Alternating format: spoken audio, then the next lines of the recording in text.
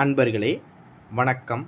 நாம் இன்னைக்கு வீடியோ பதிவில் எதை பற்றின தகவலை பார்க்க போகிறோம் அப்படின்னு பார்த்தீங்கன்னா, அதாவது நம்ம விரும்பக்கூடிய ஒரு நபரை வசியம் செய்யக்கூடிய ஒரு பிரயோக பூஜை முறையை பற்றி தான் நம்ம இன்னைக்கு வீடியோ பதிவில் முழுமையாக நம்ம பார்க்க போகிறோம்.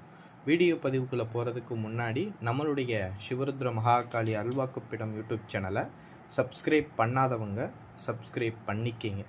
அதாவது ஒரு நபரை வசியம் செய்கிறது அப்படின்னா சாத்தியமா அப்படின்னா கண்டிப்பாக சாத்தியம்தான். அதாவது வசியம்னா என்ன அப்படின்னு பார்த்தீங்கன்னா, எல்லாருக்குமே இருக்கும் ஒரு சந்தேகம் இருக்கும். வசியம்னா அவங்கள வசியம் பண்ணுறது, இவங்கள வசியம் பண்ணுறது, இது மாந்திரிகர்கள் மட்டும்தான் பண்ண முடியுமா, இல்லை வேறு யாரெல்லாம் பண்ணலாம் அப்படிங்கிற மாதிரி மக்களுடைய மத்தியில் பல சந்தேகங்கள் எழும்பும். சரிங்களா? முதல்ல வசியம்னா என்ன அப்படிங்கிறத தெரிஞ்சுக்குங்க. வசியம் அப்படின்னா ஒருவரை தன்னுடைய கட்டுப்பாட்டுக்குள்ளே கொண்டு வர்றது தான் வசியம். சரிங்களா? அதாவது அவங்கள நம்மளுடைய கட்டுப்பாட்டுக்குள்ளே கொண்டு வர்றதுக்கு பேர் வசியம்னு சொல்கிறோம். அவங்கள நம்மளுடைய கட்டுப்பாட்டுக்கு கொண்டு வந்துட்டோம் அப்படின்னா அவங்க என்ன செஞ்சுருவாங்க, நம்மளுடைய சொல் பேச்சை கேட்க ஆரம்பிச்சிருவாங்க. நம்மளுடைய கட்டுப்பாட்டுக்குள்ளேயே அவங்க இருப்பாங்க. சரிங்களா? நம்ம என்ன சொன்னாலும் செய்வாங்க. சரிங்களா? நம்ம தப்பே அவங்களுக்கு சொன்னாலும் நீங்கள் அது சரின்னு அவங்களுக்கு அது சரின்னு தான் படும். சரிங்களா? அந்த அளவுக்கு மனநிலையை முழுவதுமாக உங்களுடைய நினப்பை மட்டுமே சிந்திக்கக்கூடிய மனநிலையை அவங்களுக்கு கட்டுப்படுத்தும். சரிங்களா? அதாவது என்னது, ஒருவரை தன்னுடைய கட்டுப்பாட்டுக்களை கொண்டு வர்றதுக்கு பேர் தான் வசியம் அப்படிங்கிறது சொல்கிறோம். சரி, அதாவது இந்த வசியத்தை ஒருவர் மேலே நம்ம பிரயோகம் பண்ணிட்டோம் அப்படின்னா அது பேர் ஈர்ப்பு சக்தியாக, பிரபஞ்சத்தில் இருந்து ஈர்ப்பு சக்தியாக மந்திரம் வடிவில் அந்த நபருக்கிட்ட அது போகும். சரிங்களா? அந்த ஈர்ப்பு சக்தி ஒரு நபர்கிட்ட போயிருச்சு அப்படின்னா அந்த நபர்கிட்ட இருந்து என்ன செய்ய ஆரம்பிக்கும், யாரை நம்ம வசியம் பண்ணியிருக்கோமோ அவங்கள நம்மளுக்கிட்ட ஈர்க்குனா என்னது, ஈர்க்கிறதுனா என்னது, இழுக்கிறது. சரிங்களா? அதாவது நம்மளுக்கிட்ட இழுத்துட்டு விடும். சரிங்களா? எப்படி ஒரு காந்தம் ஒரு இரும்பை ஈர்த்து ஒட்டிக்கிறதோ அதே போல் இந்த வசிய சக்தியை ஒருவர் மேலே நம்ம பிரயோகம் மந்திரங்கள் மூலியமாக பிரயோகம் பண்ணோம் அப்படின்னா அந்த ஈர்ப்பு சக்தியானது யாரை வசியம் பண்ணுறோமோ அவங்கக்கிட்ட இழுத்துட்டு வரும். சரிங்களா? இதுதான் வசியம் அப்படிங்கிறது. ஒரு சில பேர் வசியம் அப்படின்னா தப்பாக இன்றைக்கு காலகட்டங்களில் புரிஞ்சுக்கிறாங்க. சரிங்களா? சரி, இந்த வசியத்தை எதற்கெல்லாம் பயன்படுத்தலாம் அப்படின்னு பார்த்தீங்கன்னா, அதாவது நட்பு ரீதியாக நண்பர்கள் என்னுடன் அன்பாக இருக்கணும், என் பேச்சை கேட்டுட்டு நான் தான் உலகம் அப்படிங்கிற அளவுக்கு எனது நண்பர்களோ நட்பு ரீதியாக இருக்கணும் அப்படின்னாலும் இந்த வசியத்தை நம்ம பயன்படுத்தலாம். அடுத்தது பார்த்தீங்கன்னா, தொழில் ரீதியாக உங்களுடைய வேலை செய்யக்கூடிய அலுவலகங்களிலோ இல்லை தொழில்துறைகள்லையோ உங்களுடைய பேச்சை கேட்டு தொழிலாளர்கள் நடந்துக்கிறணும் அப்படிங்கிறதுக்காக அதையும் நம்ம வசியமாகவும் பண்ணலாம். அடுத்தது பார்த்தீங்கன்னா, உங்கள் வீட்டில் உள்ள பிள்ளைகள் உங்களுடைய பேச்சை கேட்க மாட்டேங்கிறாங்க அப்படின்னா அவங்க மேலேயும் இந்த வசிய பிரயோகத்தை பிரயோகம் பண்ணலாம். சரிங்களா? அடுத்தது பார்த்தீங்கன்னா, கணவன் மனைவி பிரிஞ்சு வாழ்வாங்க. சரிங்களா? ஒரு சில பேர்கள் ஏதாவது சண்டையினாலேயோ ஏதோ ஒரு குடும்பத்தில் இருக்கக்கூடிய சண்டையினாலேயோ ஒற்றுமை இல்லாமல் பிரிஞ்சு வாழ்வாங்க. சரிங்களா? அப்பேற்பட்ட நபர்களுக்கு இந்த வசிய பூஜையை நம்ம செஞ்சு பிரிந்து போனவர்களையுமே ஒன்று சேர்க்க முடியும். அடுத்தது பார்த்திங்கன்னா, காதலன் காதலிகள் பார்த்திங்கன்னா ஆரம்ப காலகட்டத்தில் 2 பேருமே என்ன செஞ்சுருப்பாங்கன்னா விரும்பியிருப்பாங்க. வரக்கூடிய காலகட்டங்களில் பார்த்திங்கன்னா ஒரு நபர் வேணான்னு சொல்லிட்டு இந்த மாதிரி மறுப்பு தெரிவிப்பாங்க. அப்பேற்பட்ட நபர்கள் மேலேயும் இந்த வசிய பிரயோகத்தை பிரயோகம் பண்ணலாம். சரிங்களா? இந்த மாதிரி ஏகப்பட்ட விஷயத்திற்கு இந்த வசிய பிரயோகங்களை நம்ம பிரயோகம் பண்ணணும் அப்படின்னா கண்டிப்பாக அவங்க மேலே இந்த வசியங்கிறது வேலை செய்யும். சரிங்களா? அடுத்தது இந்த வசியத்தை எப்படி பண்ணுறது அப்படிங்கிறது பார்ப்போம். சரிங்களா? வசியத்தை பார்த்திங்கன்னா பண்ணுறதுக்குன்னு நம்ம சேனலில் நிறைய மந்திரங்கள் கொடுத்துருக்கோம். சரிங்களா? ஆனால் இன்றைக்கு பார்த்திங்கன்னா நம்ம அனுபவத்தில் பயன்படுத்தக்கூடிய ஒரு மந்திரத்தை பற்றி தான் நான் இன்னைக்கு வீடியோ பதிவில் கொடுக்குறேன். சரிங்களா?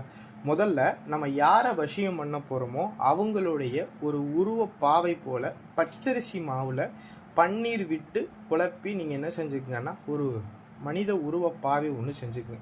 நீங்கள் ஆணை வசியப்படுத்த போகிறீங்க அப்படின்னா ஆண் பாவையும், பெண்ணை வசியப்படுத்த போகிறீங்க அப்படின்னா பெண் பாவையும் செஞ்சு ஒரு வாழை இலையில் என்ன செஞ்சுங்கன்னா வச்சுக்குங்க. அதுக்கு பார்த்தீங்கன்னா மல்லிகை பூக்கள் அந்த பாவைக்கு சாத்தி சந்தனம் குங்குமம்லாம் அந்த பாவைக்கு வச்சு இந்த பாவையில் நம்ம வசீகரத்தை உண்டு பண்ணக்கூடிய வசிய சக்கரத்தை நம்ம முதல்ல ரெடி பண்ணணும். சரிங்களா? வசிய சக்கரம் பார்த்திங்கன்னா நம்மளுடைய சேனலில் நிறைய கொடுத்துருக்கோம். இருந்தாலும் நான் இன்றைக்கு பயன்படுத்தக்கூடிய அந்த வசிய சக்கரத்தை ஸ்க்ரீனில் கொடுக்குறேன்.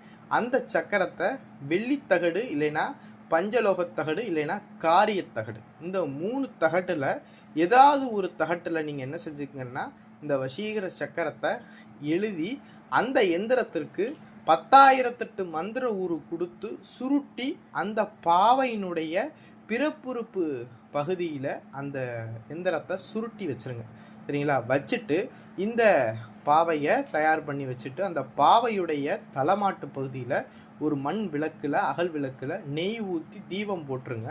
தீபம் போட்டுட்டு யாரை நீங்கள் வசியம் பண்ண போகிறீங்களோ அவங்களுடைய உடலோட ஒட்டி இருக்கக்கூடிய துணி, இல்லை வேர்வைப்பட்ட துணி, இல்லைன்னா காலடி மண், இல்லைன்னா தலைமுடி, இல்லைன்னா நெகம், இந்த பொருள் ஏதாவது ஒன்று இருந்தால் வைக்கலாம். இல்லாதவங்க இதுக்கு ஒரு மரம் இருக்குது. சரிங்களா? இருக்கிறவங்க இந்த பொருளில் ஏதாவது ஒன்று வச்சுக்கலாம். இந்த பொருள் எனக்கு எதுவுமே இல்லை, அவங்களுடைய ஃபோட்டோவும் அவங்களுடைய பேரும் மட்டும்தான் என்கிட்ட இருக்குது அப்படின்னு உள்ளவங்களுக்கு ஒரு விஷயம் இருக்குது. சரிங்களா? என்னென்னா பாவைக்கு பிராண பிரதிஷ்டையை கொடுக்கணும். அதாவது அந்த பாவைக்கு அவங்களுடைய ஆன்மாவை இந்த பாவைக்கு கொண்டு வரணும். சரிங்களா? அப்படி அந்த பிராண பிரதிஷ்டையை நம்ம சொல்லி பிராண பிரதிஷ்டை மந்திரம் ஒரு அருவம்புல் கொஞ்சோண்டு கையில் எடுத்துக்கிட்டு பிராண பிரதிஷ்டையுடைய மந்திரத்தை ஒரு 21 முறை சொல்லி அந்த அருகம்புல்ல அந்த பாவை மேலே நீங்கள் போட்டுட்டீங்க அப்படின்னா அவங்களுடைய பிராண உயிர் இந்த பாவைக்குள்ளே ஐக்கியமாயிரும். சரிங்களா? இப்படி ஐக்கியமான பிறகு அவங்க மேலே நம்ம அந்த வசீகர மந்திரத்தை நம்ம கையில் எடுத்துக்கிட்டு, அதாவது வசீகர மந்திரத்தை ஸ்க்ரீனில் கொடுத்தக்கூடிய அந்த வசீகர மந்திரத்தை அதாவது என்னென்னா மல்லிகைப்பூவும் விபூதியும் கொஞ்சம் கையில் எடுத்து அந்த மந்திரத்தை சொல்லி அந்த பாவை மேலே போட்டு அர்ச்சனை பண்ணணும். இதே மாதிரி 108 தடவை இந்த பாவைக்கு நம்ம அந்த மந்திரத்தை சொல்லி அர்ச்சனை பண்ணி முடித்த பிறகு இந்த பாவையானது என்ன செஞ்சிடும், அந்த வசீகர சக்தியை பெற ஆரம்பிச்சிடும். இப்படி பெற்ற பிறகு அந்த வசீகர கட்டை யாரும் மாந்திரீகர்களோ இல்லை அவங்களுக்கு சம்மந்தப்பட்ட நபர்களோ அந்த வசீகர கட்டை யாரும் உடைச்சிடக்கூடாது அப்படிங்கிறதுக்காக நம்ம என்ன செய்கிறோம், பஞ்சவர்ண நூலால் நம்ம என்ன செய்கிறோம், 21 முடிச்சு உடற்கட்டு மந்திரங்களை செபிச்சு அவங்க அந்த பாவையை 21 தடவை சுற்றி அந்த பாவையை கொண்டு போய் மயானத்துடைய வடக்கு பக்கத்தில் கொண்டு போய் பிதைச்சிட்டோம் அப்படின்னா இந்த வசீகரம் ஸ்ட்ராங்காக இருக்கும். சரிங்களா? யாருனாலையும் இந்த வசீகரத்தை உடைக்க முடியாது. இப்படி செஞ்சால் மட்டும்தான் வசிய கட்டுகளை உடைக்க முடியாது. அவங்க காலத்துக்கும் நிரந்தரமாக உங்கள்கிட்ட இருப்பாங்க. இல்லை அப்படின்னா ஒரு 3 மாதம் இந்த கட்டு போடாமல், அதாவது பஞ்சவர்ண நூலை வச்சு உடற்கட்டு போடாமல் நம்ம வசிய பிரயோகம் பண்ணுனா வேலை செய்யும்.